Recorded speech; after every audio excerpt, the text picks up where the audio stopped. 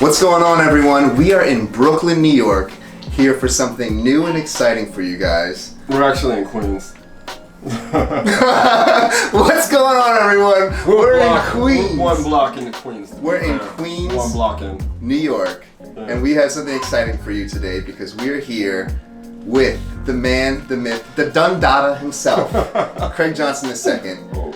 He is an amazing artist, wickedly talented writer, and the creator of the Legend of Pinky comic book. Yes, I am. Yeah, so Legend of Pinky 2 is going to be coming out soon. Book 2 is dropping. I will have it with me at New York City Comicon on October 4th, October 5th. That's a Thursday and Friday. This is book 1. Let's get into a little bit more about yourself. Originally from LA. I'm originally from LA. Yeah, I'm from a place called Hawthorne, which is adjacent. It's in LA County, adjacent to a place called Inglewood, which you might know from rap songs. Yeah, I grew up there. Went to the LA County High School for the Arts. I've been drawing since I was 5. I'm from LA, but I was always very New York in my mind. And even as a kid, you know, everyone else was listening to like Snoop Dogg and Ice Cube and Tupac. My first CDs were Old Dirty Bastard, Busta Rhymes. I always just had that East Coast, vibe about me and interest in like New York City. So how long have you been in New York now? It'll be 10 years in January. Let's get into how'd you begin getting into comics? I was 5 years old. Now I'm not sure which was my first comic. Obviously, all right. I was 5 years old in 1989, which Tim Burton's first Batman movie. That's the summer that came out. Is Keaton your favorite Batman? Because it is Batman Day. A lot of them are my favorite Batman. I mean, I can't really choose, They all bring something different to the table that's important, I feel like. Keaton's up there though, man. He's... What about Batfleck? Batfleck is great, but was never in any great movies. What about the warehouse scene? Alright, but we've all played, the Arkham games great, it's like, the warehouse scene was great, but it didn't really, that was a stuntman half the time. If we're going to talk about Batfleck and what Ben Affleck brought to that role, I thought, yeah, he's a great Batman and Bruce Wayne. He was just unfortunately in that DCEU kerfluffle that, we did not quite pop off, Well, what got you starting to write comics too? Always knew that I wanted to tell stories, my own stories, and when I was in college, I went to the Minneapolis College of Art and Design, and they were one of the first prestigious schools to have a comic major. When you take comic classes there, you have to come up with your own stories and and tell them in your own style. My project at college, was a book called Harlem Shakedown, which was about the situation in Harlem in the 30s, where black gangsters who ran a numbers racket, which was a form of illegal gambling, came into conflict with white gangsters. There was a whole war, and there's this whole pocket of history where all these things I've been interested in really intersect. I've always been into early mid 20th century culture, music, movies, and also into crime history too. And Harlem was a place where the music and the crime and all the racial politics, all that stuff kind of came together.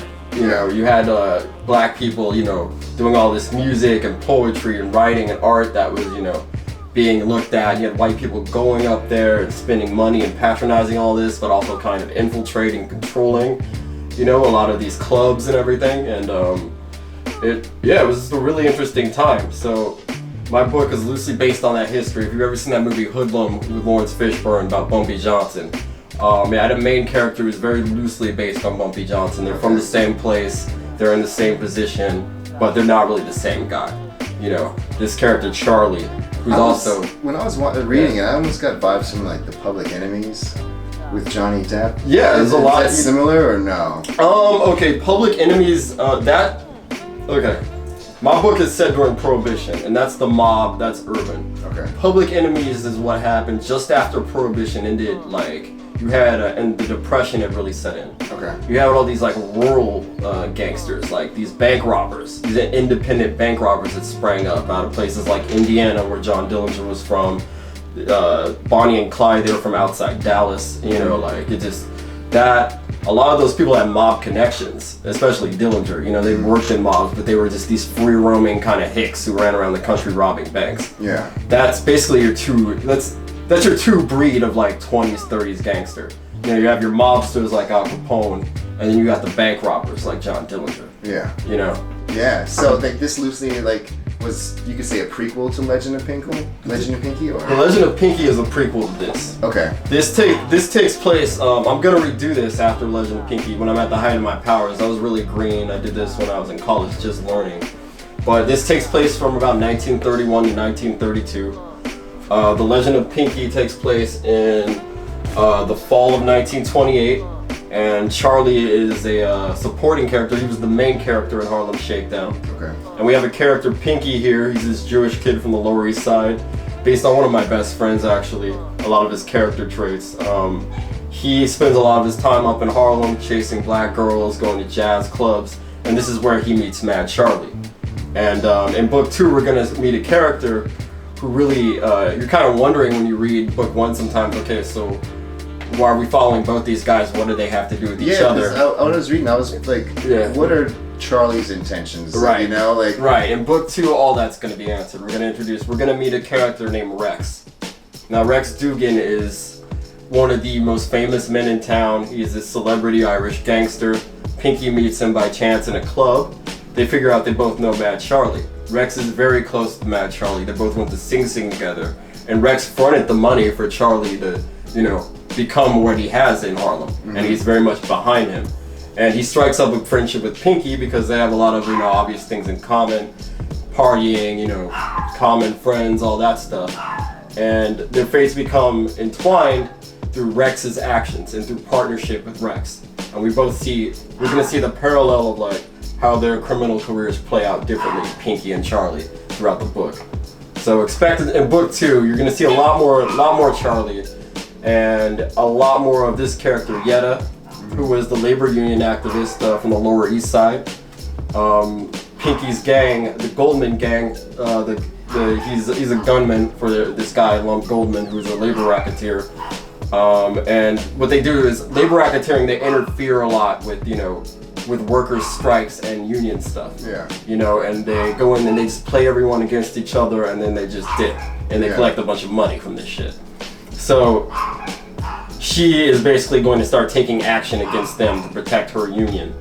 And we're going to learn a lot more about her in the next book too. It's good. I mean, like I was telling you before we started shooting that, like what I love about Pinky so much is he's like that gangster with the heart of gold. Right. You know, like I think everyone loves the bad guy with the good side. Right. Yeah. And I think that like the way the book ends is kind of like he's kind of goes by the beat of his own drum. Yeah. And he's kind of got everything going on, you could say. Yeah. But you can kind of see that. I think you've even said this before about Euphoria. Like you've got this over sense of looming dread that could potentially come out. Like, right, in the next definitely, one. Definitely. Yeah, I never want to end it on any direct cliffhangers, like say, you know, oh, you know, he's got a gun on him. What's he gonna do? And find out next time. It's more just like, you know, this is a character piece. This is what this is. You know, like, take it all in. You know, if it's good or bad to you, you decide. You know. Do you find this life desirable? Do you think this is a good man? Like, that's on you. But this is just kind of what is. So I want to talk about some of your other inspirations. And I think when it comes to comic books, everyone immediately goes to DC or Marvel. Now, from what I've known about you, you're pretty unbiased. But do you lean to either or? I can't say I lean either or because they're both so important to me. They're both so, and I grew up in both houses is what I tell people. It's like, and what we were talking about earlier about how I got into comics, is like, I can never say what my first comic was because it was either the comic adaptation of the '89 Batman film. Because back then when they put out a Batman movie, for some reason DC would do a comic that was just a straight up, like the movie as a comic book. Like they just drew the movie out as a comic book and released it, and it was the official. It was weird. It was a tradition they did. But I had the one from the first Batman. It's either that or West Coast Avengers number 46. Okay. So that's a Marvel comic, and I'm not sure which of those is my first. So that should tell you everything. Yeah. You know, like, and also how to draw comics the Marvel way. If you draw comics, you know what it is. I mean, this is indispensable. This is essential. Still used to this day, man. I mean, you got all the greats in here: Kirby, Bashima, everyone. Stan Lee writing, showing you how to do it. Dynamism, perspective, all that. It's all in here. Had this since I was like 9, maybe. Do you have a favorite superhero or supervillain? I mean, other than the Flash. I mean, not to be cliche, but I mean, also, another formative, moment in my nerd life.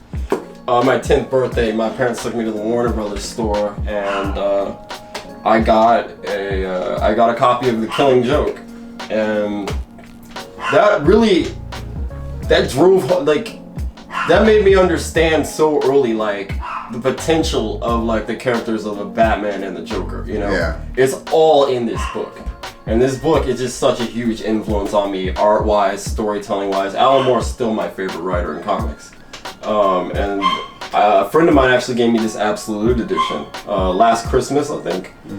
And it's incredible. Yeah, so Batman and the Joker, but I mean, we could go on all day. I also love Captain America. I also love Daredevil. I also love Spidey. Yeah. I also love, who else I really love? What are your thoughts on the current state of each movie franchises? Now, I know you're a big proponent for the release of the Snyder Cut. I see you tweeting it like every other day. It's exactly the opposite of everything you just said.